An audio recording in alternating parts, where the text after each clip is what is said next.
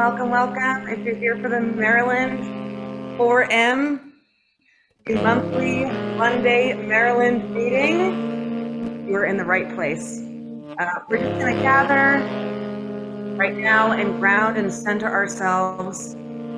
We're listening to an audio recording of a new movement song called Rise Up. This was recorded by Daniel Blake. So please enjoy as we kind of get grounded in this moment. Feel free in the chat to introduce yourselves. You can share your name, preferred pronoun, where you're calling in from. And since it's MLK Day, feel free to also drop your favorite King quote in the chat as well. As we get grounded, we're going to be open in poetry in just about 2 minutes. So please join and breathe with us and be here now. My name is Pauline. I use the pronoun she, her, hers. I am in Central Region of Maryland. I am an organizer with the Theomusicology and Arts team. And it's my pleasure to introduce Patty Ross, a poet in our collective. I'm going to drop a link to Patty's new book that is out, St. Paul Street Provocations. But I wanted to read something in an interview that Patty gave that really spoke to this moment and what we're doing today. And Patty says, I'm an advocate for the homeless and marginalized. I've long considered myself an advocate and a member of the Poor People's Campaign, a national call for moral revival. I wanted some of the people that I met when I lived a block off North Avenue in a somewhat blighted neighborhood. I wanted their voices to be heard, for them to be seen in some way and recognized. And as we know in the Poor People's Campaign, one of our strategies is we shift the narrative by shifting the narrators. And so with that, Patty, I'm so honored to have you join us and share your poem tonight. I'm going to drop the link to that in the chat. Thank you so much. I pass it off to you. Thank you. Thank you. So I'm thrilled to be here, and this is the book. The collection is St. Paul Street Provocations, and this particular poem is called Homeless, and it's HOME/LESS. And this was born out of a conversation that I had with one of my friends that I made in the city, who lives, if you know anything about Baltimore, you'll know about the median down at MLK, Martin Luther King, and Fayette Streets. And so this was dedicated to Darnell. And I'll read the poem, and then and one of the things that happened to him is he got beat up one night. And I didn't see him for a couple of weeks. I used to see him, almost every day going to and from work. And when I had this conversation with him about what happened, and he's like, Patty, it's like, I'm already dealing with the demons in my head, and then I got to deal with the demons at night, right? And it just really set with me. So this is called Homeless. The poor and the oppressor have this in common. The Lord gives sight to the eyes of both. And that's from Proverbs 29:13. So somebody asked me, why are you here? Let me be clear that I'm here for those who could not be here, who should be here, but are consumed by fear, lack of ear, or dumb luck. I'm here for those riding high or ready to die. I'm standing for the man or the woman who sits on the side of society's lines, hides daily or rides in the back of the streetcar named Desire, because they could not get hired or they got fired, and soon times got tough and they got roughed up. Getting older on the streets, it's colder. Now, nowhere to lay their head until they are dead, and the city reclaims them and puts them in a plot of land that they should have had all along. Might things have changed from the chains and the demons that reign, had they had that little plot, their dirt lot to call home, but instead they remain homeless. Now we about the business of making money, keeping our minds on it, and ignoring the bodies piling up on our streets that we drive and the park benches that we sit. We know all the hymns and the fake Tims while ignoring those on the street dying and losing limbs. So somebody asked me, why are you here? I'm here for those that live with the demons of street life, not knowing whether they get beat down tonight and die in the glow of a homeless light. So let me ask you, why are you here? Good evening, everybody. I am Rabbi Alana Suskin. I'm co-chair of the Maryland Poor People's Campaign, and I wanted to welcome all of you to this meeting tonight. Although Pauline did such an excellent job, I don't feel like I need to add a lot to that. What I would like to do is begin with a few words and a prayer before we go into the agenda for the evening. And I wanted to start by saying, so every morning observant Jews recite as part of our morning prayers a series of blessings, thanking God for all kinds of things. And today, two of them really caught my attention more than usual. Most of you probably have heard there were some very dramatic events in a Texas synagogue this past Saturday during our Sabbath morning service. So the two blessings that caught my attention today, the first one is, blessed are you, God, who sets captives free. And the second is, blessed are you, God, who raises those who are bowed down. And these dramatic events in Colleyville, Texas, in which a gunman took 4 people hostage, including the rabbi, it didn't end with no loss of life, which is, it's sad, but all 4 captives, including the rabbi, were able to flee to safety. And I know you're probably wondering, like, what does this have to do with Martin Luther King Day? But I think it's not a coincidence that Rabbi Charlie Citron Walker, who's the rabbi of Congregation Beth Israel, the synagogue there, is known not only for his calm presence, but also for his interfaith work, his ability to reach out beyond his community and build a wider community of love and presence. And I think it's also not a coincidence that when the gunman first entered, and he wasn't showing his gun, Rabbi Citron Walker actually made him tea and offered him food. And that very human interaction of feeding a stranger may well have been what set the tone of the situation and helped the hostages to survive. So Dr. King describes the beloved community as an end result of agape, which is unconditional love that is purely spontaneous, as he describes it, purely spontaneous, unmotivated, groundless, and creative, and that does not begin by discriminating between worthy and unworthy people. It begins by loving others for their sakes. He also emphasized that this has to be expressed through justice. So these two directives, love without cause, in Hebrew, ahavat chinam, and justice, tzedek, sort of neatly convey the seemingly paradoxical nature of the biblical verses that refer to the Am Segula, which is the Hebrew term from which the phrase beloved community comes. So that may be why in this list of morning blessings that the Jewish community starts its day with, blessed are you, God, who sets captives free, and blessed are you, God, who raises those bowed down, are found one right after the other. Because it is through building this beloved community, this Am Segula, that we save one another. This is the truth that we can take a moment to marinate in on this day of memory for the legacy of Reverend Dr. King. So in short, I'm giving you now you get the tiny prayer.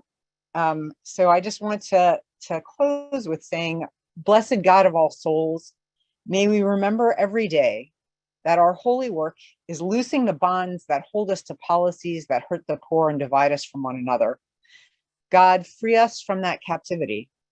And God of all flesh, let us remember that it is through removing the weight from on the backs of the poor and oppressed that we raise up those who are bowed down. And in making your will our will, may we be blessed to see the oppressed straight and walking with heads held high together, so that we may build with your help the Am Segula, the beloved community. So just a few words to start us out with.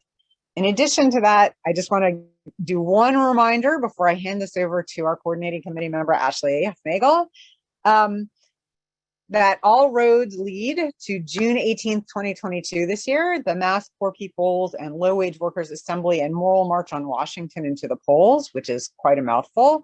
But just remember, hopefully it'll be an in-person March on Washington on June 18th. And remember, it's not just a day of action. It's a declaration of an ongoing, committed moral movement to build power, shift the political narrative, and make policies to fully address poverty and low wealth from the bottom up. So we're going to be organizing between now and then to get people there, more mobilizing, more organizing, more educating, more engaging, and more empowering. And that is all I have to say for now. So I'm going to hand this over to Ashley. Ashley, thank you so much.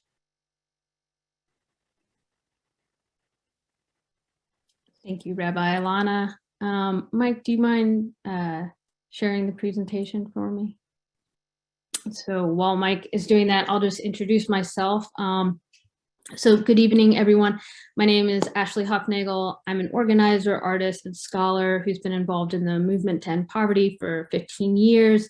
As part of the Maryland Poor People's Campaign, I'm on a committee called the Base Organizing Group. And I'm just really honored to be here with you all tonight and to be leading this next section here.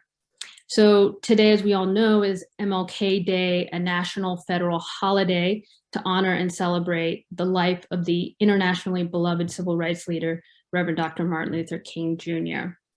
However, it's a bittersweet day, and not simply because it's a reminder of how far we still must go to attain real racial and economic justice, real democracy, and real freedom from oppression and exploitation in this country.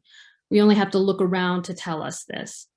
But because on this very day intended to remember and learn from Dr. King, the reality of his politics, and in particular, his increasing radical vision during the later years of his life, is often obscured. Like the rewriting of history by white segregationists that took place following the defeat of Reconstruction and the institution of Jim Crow, a system that Dr. King himself would help to dismantle. Today, the popular narrative of King and the civil rights movement that we are offered is all too often a whitewashed version intended not to disrupt the status quo, but to limit our political imaginations, to obscure the root causes of the interrelated injustices of systemic poverty, systemic racism, militarism, and ecological devastation, and to hide who benefits from this system. Mind going to the next slide? As a campaign whose very inspiration comes from Dr. King's last and often forgotten campaign, the 1968 Poor People's Campaign, we are compelled to challenge this historical amnesia and malfeasance by remembering and lifting up not only Dr. King as an important historical figure, but lifting up his vision and politics, because they offer us strategic clarity and hope in these difficult times. So we're going to ground ourselves in his words. I'm going to have a couple of people that are going to read two quotes that I've selected from the last year of his life. And then we're going to break out into pairs to just discuss what his words mean for us today. And then also just give ourselves a chance to get to know some other people who are involved in the campaign. So just a little bit about this first quote. It's from King's last speech that he gave to the Southern Christian Leadership Conference convention in August of 1968. And Rachel Buck, who's a lead of the PG Regional Organizing Group for the Maryland Poor People's Campaign, is going to read this next quote. So if you could go to the next slide, that would be great. Thank you, Ashley. The movement must address itself in the question of restructuring the whole of American society.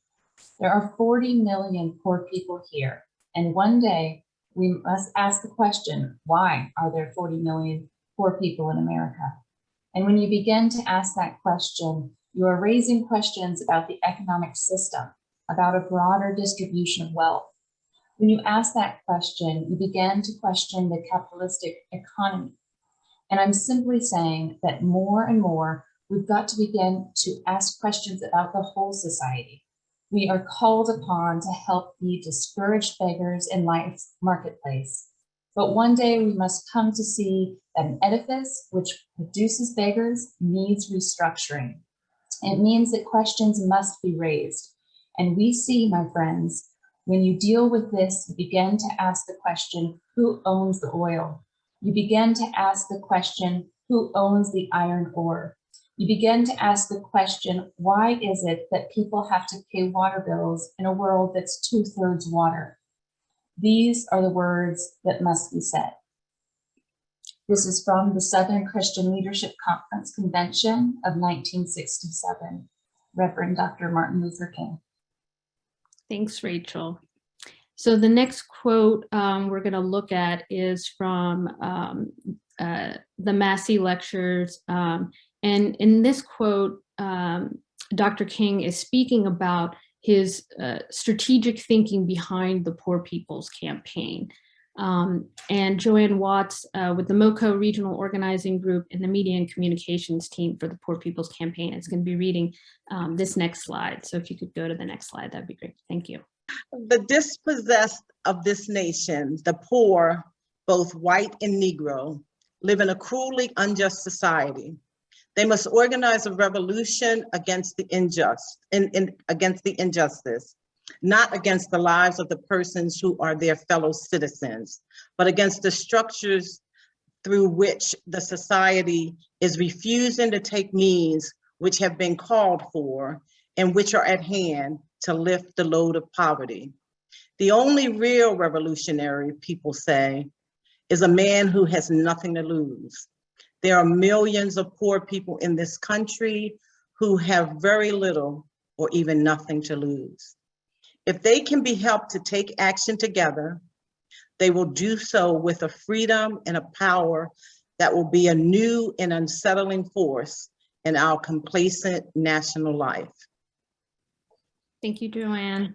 You're welcome. So I know these are, they're long and there's a lot to these quotes. So there's a lot to kind of unpack and I'm not giving you enough time. So I'm very apologetic for that, but I hope it will initiate some good discussion. And Mike, if you could go to the next slide. So we're gonna break out into pairs for just 5 minutes. And so, you know, it's an opportunity to, you know, share your name, of course, your pronouns, if you're involved in the Poor People's Campaign or where you live. But then I'd love for you all to talk about this question: why are Dr. King's radical politics and the history of the Poor People's Campaign often missing in popular narratives that we especially see on a day like today? And then how does Dr. King's analysis that you saw in these quotes relate to the political and economic conditions we face today? And what strategic insights do they offer for us in our organizing? So I'll paste those in the chat, but we're gonna break out just for 5 minutes and then come back and we'll be going straight into the program. So then if you wanna share any of the reflections that came out, you can put that in the chat when we come back.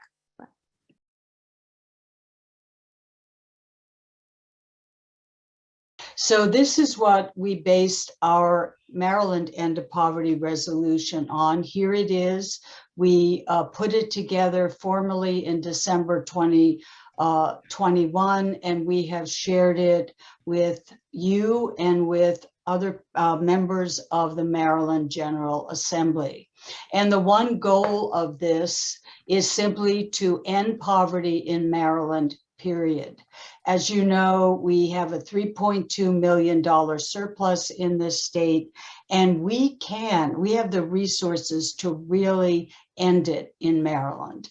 So I think if we could see I will stop sharing, Mike, and we will give an overview of the testimony that supports our End to Poverty resolution.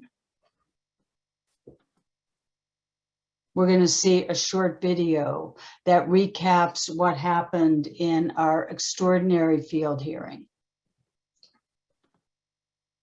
And let me just say about the field hearing that we have had so many elected officials tell us how incredible the field hearing was. So they put me on the 5th floor. We do not run the heat in winter to save on the electric bill unless someone is sick. No one was talking about it. No announcements were being made, but people were sick everywhere. I'm a woman of 71 years old. I'm in a wheelchair. Because the warm air leaks right out. I have been crawling up and down 5 flights of steps. Along the hallway, as I walk to the elevators. The job search for me, narcissists like myself, is overwhelming. Because I lost my job. There were about 10 signs. In the work that I do, I'm a founder of Truth to Power Youth Program. How can we ignore the growing numbers of homeless people? I rarely missed a day because school was where I got my breakfast, lunch, and dinner. One of the signs read, "We support people with disabilities." A lot of difficulties in some ways related to disabilities. I overcame homelessness because advocates said enough is enough. That's the sign I'd have to walk by on my way out after being sent home with 8 hours for the week to feed my family. Poverty strips my students of equitable education. Because I have fallen through the cracks. The United States does not value the health care and well-being of its people. The next day I woke up, I had brown circles all over my body. The doctor wouldn't touch me. Period. Rise up, my people, my condors, my eagles.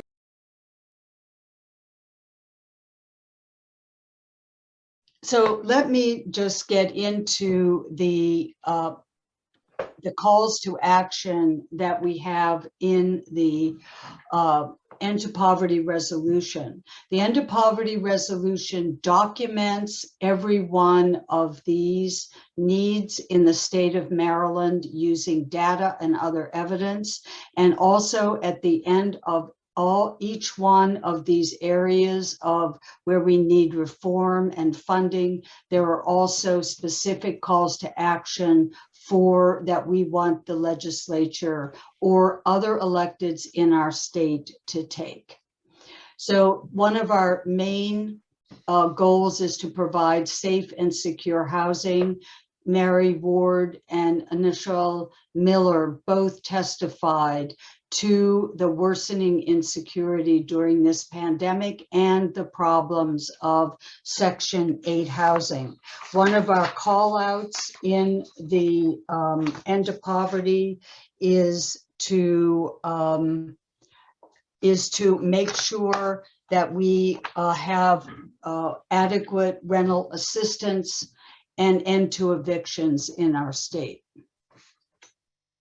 Next one is food insecurity. We call to have adequate food and nutritional programs throughout our state. And it is actually shocking how many children we have in our own state, not nationally, but in our own state, who really have inadequate nutrition. I'm just sorry, it's outrageous, absolutely outrageous. Next, we want healthcare for all. We want to thank Linnell Fall for testifying on healthcare rights, on how many Black Marylanders face high mortality rates and lack of access. So we want an equitable healthcare system, and we demanded building of adequate healthcare facilities throughout our state, so everyone has access. Of course, the right to a living wage and safe work conditions. Thank you, Kiana, for your testimony on this problem. And right now, we only have an $11.75 per hour minimum wage. We have asked again and again, top priority, minimum of $15 wage right now throughout our state, not just in some of our counties. Justice reform, criminal and disability justice reform. Thank you, Liddell and Mike Hughes, for your testimonies on this. Right now, we of course know that Black Marylanders are disproportionately incarcerated in this state. We are specifically focusing on juvenile justice reform, including fair treatment and diversion of our youth from the criminal justice system. That was one of our main call outs in End to Poverty. Immigration rights, thank you, Leah, for your excellent testimony in December. Immigrants do face multi-layered issues. One of our major action statements in End to Poverty was that every immigrant, regardless of status, should have access to all social safety benefits in Maryland, no barriers to any of them. Climate and environmental justice. Thank you, Mary Ward. You talked about Section 8 housing and some of the absolutely toxic environments that we still have in Section 8 housing. Probably many of you know now that in the 2022 Maryland General Assembly, environmental justice is one of the main focuses of bills. So we will be talking later about how we want all of the people here to support environmental justice. We can probably move ahead on just providing safe environments for everyone across our state. And Eileen Hepler described very clearly the entangled injustices of poverty, that it's not just one problem that our vulnerable people are facing, it's many problems. And what we found in our research is that deep poverty, that is people in Maryland with incomes below 50% of the poverty line, this is a common type of poverty, and it's often hidden. It's hidden in rural counties, it's hidden in suburban areas, but we have documented this need to solve the entangled injustices of poverty. And so it is resolved in our End to Poverty resolution that the Maryland General Assembly should take action now and in the future to promote all bills that actually get at lifting people up. Not middle-class welfare, not upper middle-class welfare, but actually social justice systems that help lift people up. And Ashley showed a photograph of the 1968 Poor People's March. Here's another photo, Wipe Out Poverty. This is what we want to start now in Maryland and never look away from this goal and never let our elected officials or decision makers look away. So I'm going to stop sharing my screen now. We are going to go into our breakout rooms now, and I believe that, Abby, are you here? Can I turn it over to you? Yeah, great. Yeah, so like Susan said, we're going to have breakouts. So they'll be a little bit bigger groups than the last one. And the goal of the breakouts is to discuss and try to come up with some recommendations for keeping ending poverty on the agenda for the Maryland General Assembly and local governments during this legislative session for the Maryland General Assembly, but also for the rest of the year going into next year's session. And each breakout room will have a facilitator, so you know who you are. So for initial, Kathy, Rachel, Pauline, Joanne, myself, one of us will be in the breakout room to help facilitate, and we'll use the Zoom whiteboards. And just for the facilitators, as a reminder, you get to that by going to share your screen, and then you can click on whiteboard and we can take notes about the ideas that we come up with in the group. And then when we come back, each of the breakout leaders will share a couple of ideas from the group. And the discussion question is, how can the Maryland Poor People's Campaign keep the end to poverty as a strong narrative in the Maryland General Assembly and in local governments? So I will paste the link, or the question in the chat, and we'll go into our breakout rooms, and we'll have about 15 minutes, I think.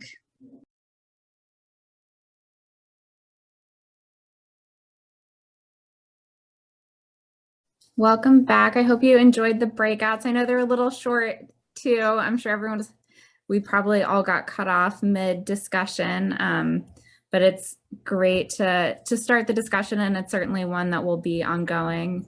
We wanted to have some quick readouts from each of the breakout rooms. I can just go through. Joanne, do you want to give us a few takeaways? So one of the things that was mentioned in our group, that is cheaper to keep people out of poverty. And, it's to the best interest of our legislators to make sure that we, move forward with this. We had a PG County resident who's part of PPC who talked about already starting this conversation with legislators, and now they're going to circle back and kind of hold feet to the fire. We had a young person, Corey, who was with Hopkins, who's talking about making some noise, and he got a lot of support with that. Ashley and David chimed in and talked about the fact that we need to just basically bring people together and make our voices heard, in knowing that there's a power in numbers. There's power in numbers. How about Pauline? Yes, we had lots of ideas in our group. I think one of the main themes was leadership of the poor and dispossessed. So in the sense of having that narrative really be there, because we have there's varied experiences. And so when these bills are put out, are we really putting into, are the poor really considered in these bills, and what that means? Is great. Okay, up next, Rachel. Thanks so much, Abby. We had a lot of great ideas, but I'll just keep it to 2. Okay, so one was really focused on how can we help prepare ourselves to most strategically keep ending poverty at the front of our elected officials' minds. And one was an idea to do that is maybe we could have meetings on the regional level, the kind of local level, from the policy team, so the Poor People's Campaign policy team, about what strategies over the last few years have we seen to be most effective, right? So what actually pushed the policies forward? Because we had a lot of ideas of different approaches, but we wanted to wait, let's take a step back and hear, whether it be from the policy team or get more voices involved that have been doing these, you know, the organizing for even longer than we had in the group. So the second idea that I wanted to highlight was social media. We really felt that this could be powerful with the elected officials tagged in the social media and trying to kind of get after what some of the young people are doing, you know, having TikToks go viral and things like that, kind of get on that cutting edge. Great. Let's see, Kathy, what'd your group talk about? We had really good ideas, and some people in our group are already busy making these ideas a reality in their areas.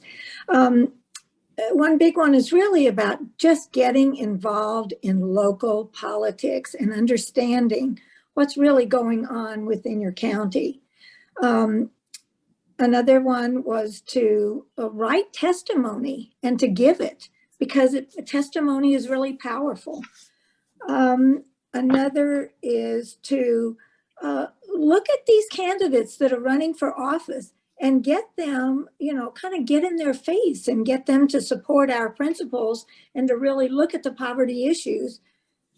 And let's see, and reforming our election system. That is just such a key thing that needs to be reformed, and that candidates should not be accountable to big money. Again, another get involved. Mine was really about following bills in the legislature, which I was always intimidated by, but it is really easy to do it. And now I'm kind of hooked on it. Also to become politically active, that we just simply have to do that. And this was really good as well, that we need to pass a maximum wage act. And another get money out of politics. And I think there was a lot, but that's a bit of what we had in our group, a great group. Great. And Initial, I see you put some of the ideas in the chat. Do you want to say a little bit about what your group discussed?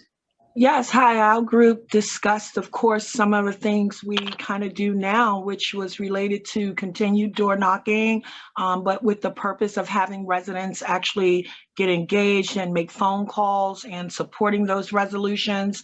They also talked about civic education being very important, and also making information more short and concise when we're asking people to engage, more direct and to the point call of actions. Also church participation as it related for causes, as well as voicing the advocates for the issues when making the phone calls. Also more stronger resolutions, utilizing the schools and having maybe send the parents information to take action as well. Use of social media platforms and having those individuals maybe with lived experience or others do video shorts, as well as petition drives in regard to impacted people that they would continue to speak on the issues. Also looking at an outreach plan and just leveraging our good old-fashioned petition drives. Awesome. So many good ideas. I can say a little bit about my group as the last one. We talked a bit about just how to engage legislators and the importance of engaging our Maryland legislators and county council members.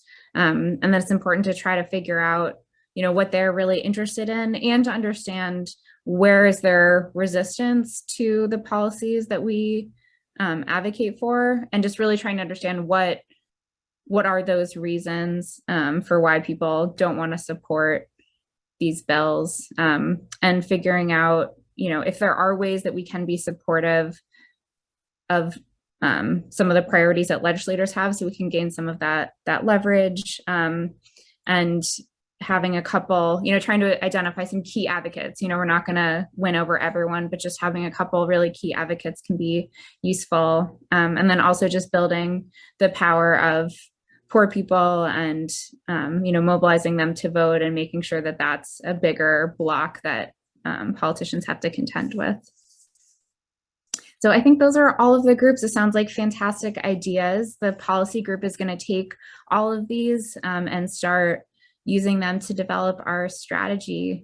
So thanks so much for all these ideas, and stay tuned for how to help us execute them. And so we're going to go into a couple initial next steps and action items. So I'll pass it over to Kathy. All right. Thank you, Abby. So I'm going to talk about the policy working group and what some of our initiatives are, and to also let you know about some bills and amendments that are currently introduced into the Maryland General Assembly. So the policy work group recommends support only for bills that effectively improve the lives of poor, low wealth, and working class people in Maryland. And we read the bills and follow the changes in the bills. And we also consult with other social activist groups who study these bills. Since the session only started a few days ago, the Maryland General Assembly is still working on finalizing bills and assigning numbers to the bills. Several bills did not pass in 2021 that we wanted passed, and we are supporting their passage this year. So our goals in the work study group is to support legislation in employment protections, environmental justice, safe and secure housing, criminal justice reform, and immigrants' rights. So here are 5 bills and 1 amendment that we are working with. The first is House Bill number 8, and it's known as the Time to Care Act of 2022. It's also called the Paid Family and Medical Leave Act. This bill is continued from 2021. A large coalition of social justice organizations is working to pass this bill. It would give workers, including part-timers, up to 12 weeks paid time off to take care of a newborn, themselves, or a loved one who has a serious medical condition. Now, the research on this is clear. Paid family leave is good for parents, it's good for workers, it's good for children's development, and it's good for our economy. Maryland workers shouldn't have to choose between the job they need and the family they love, and that's why we're advocating for a strong paid family leave program. Now, another bill, House Bill 86, which is cross-filed with the Senate Bill number 6, is the Tenant Protection Act of 2022. This act did not pass in 2021.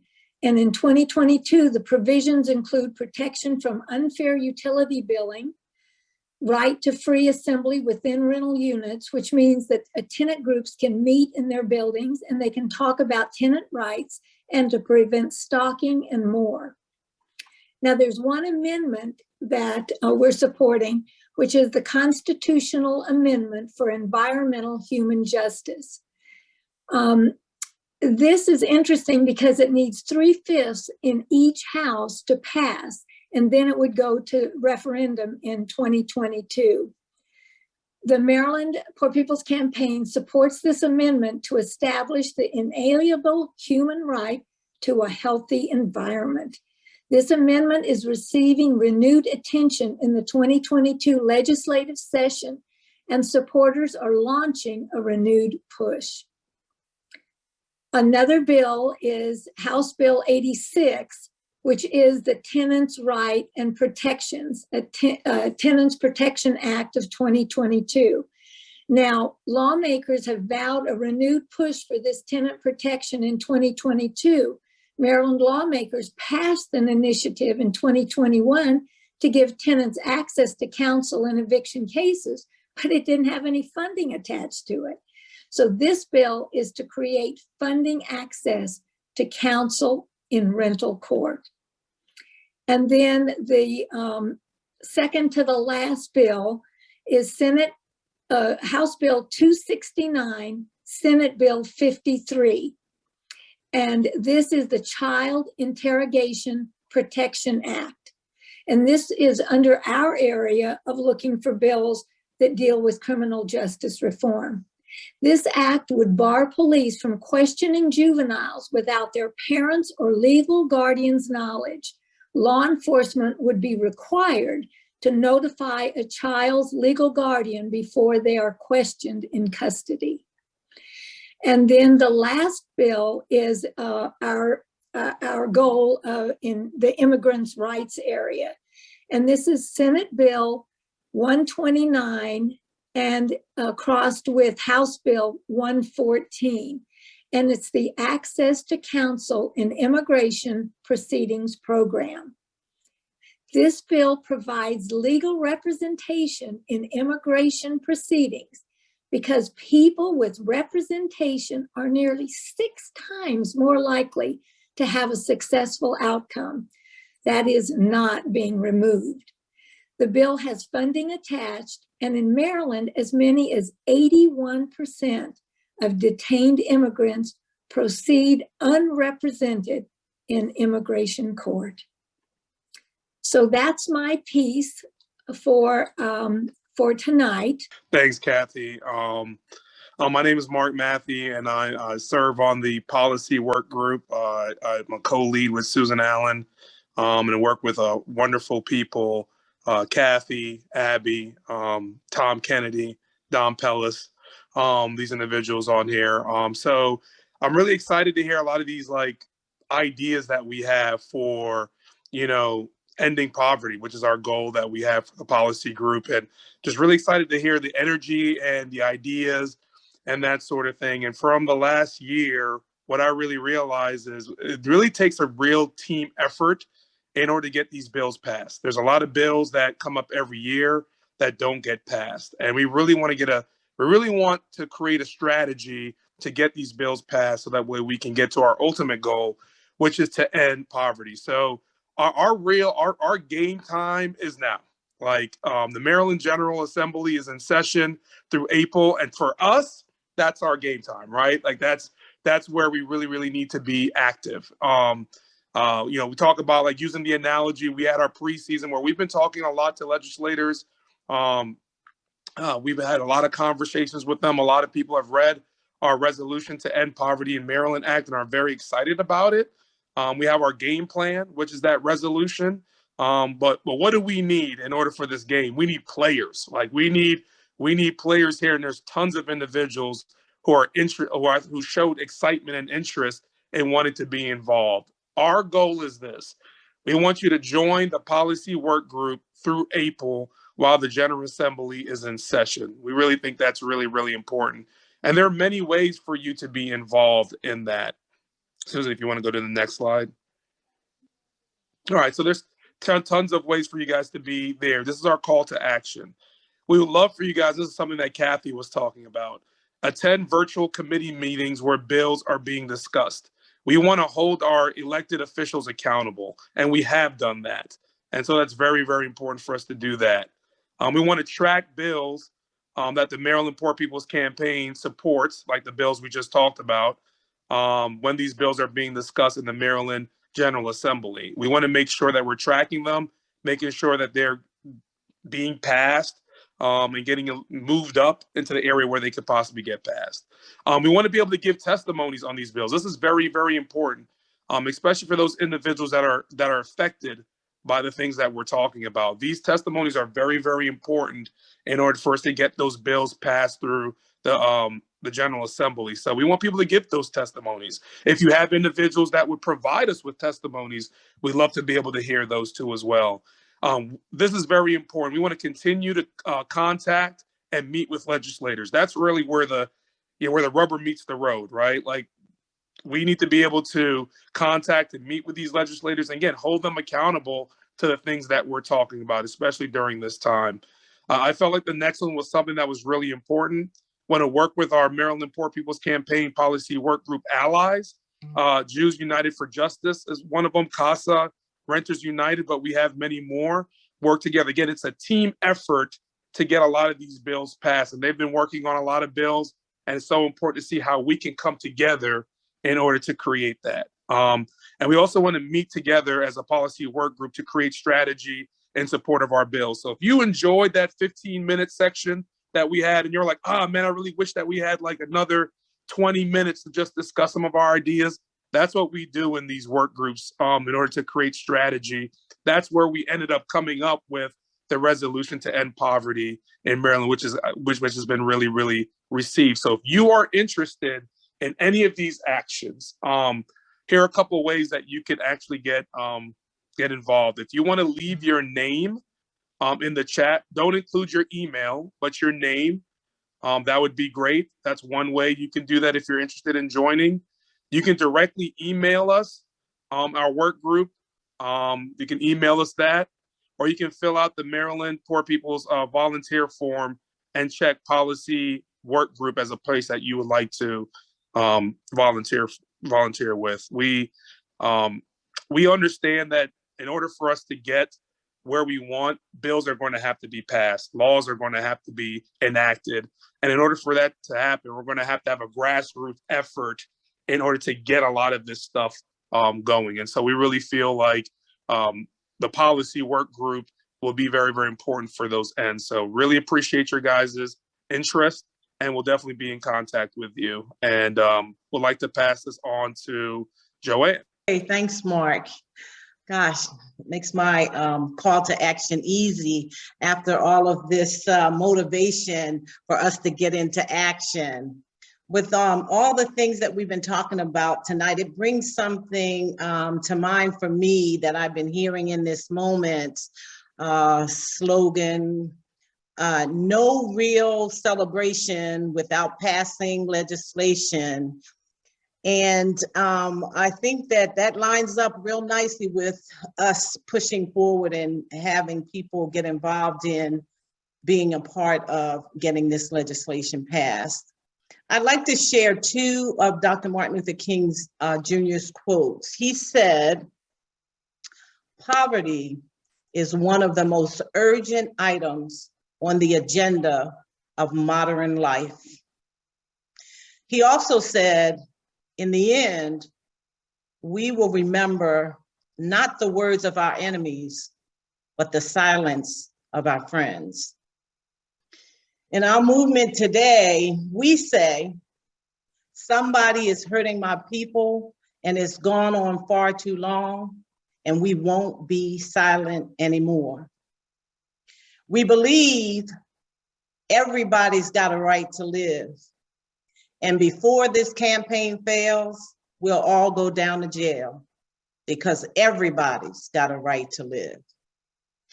We ask the question, Which side are you on? Tonight, I'm asking you, which side are you on? We want you to leave tonight knowing we are working with legislators who will sign a petition in support of the Maryland End to Poverty Resolution principles, and we will work together to get it implemented. We are asking you to commit to do 3 things when we make our link available to you. The action is not for tonight, but we want you to be on the lookout for when that charge to move forward comes. So we want you to commit to 3 things: for you to sign on, for you to request your legislator sign on, and for you to share the link when it comes to 3 to 5 friends and ask them to do the same 3 things. If you are committed, let us know by putting your favorite emoji or a few words in the chat.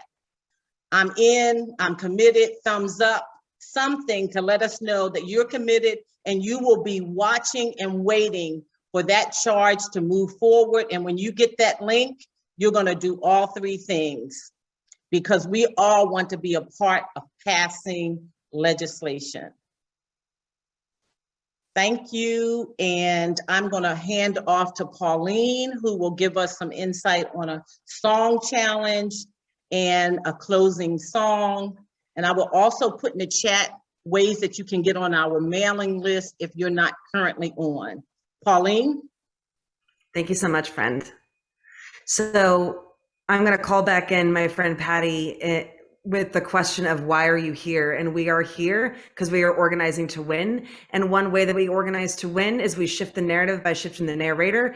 And we do that in multiple ways, but one way is by singing songs of freedom and liberation that are up over our heads. So this video is hot off the presses, and it is one of the first song challenges. So you are all welcome to join the song challenges. I'm going to drop the link to both Patty's book and also the link to where the song challenges will be going live this week momentarily. And so singer-songwriters, church choirs, youth choirs, we're gonna have songs of freedom up until we get to June and beyond. So anyway, Mike, if you could play the video. The special thing about this song is that Dr. King calls out this song in his very last speech, where he talks about how there's a fire that no water can put out, and that fire is the Poor People's Campaign, a national call for more revival. So if Mike, if you could play this video, that would be great. Please sing along. I'm gonna be singing along here.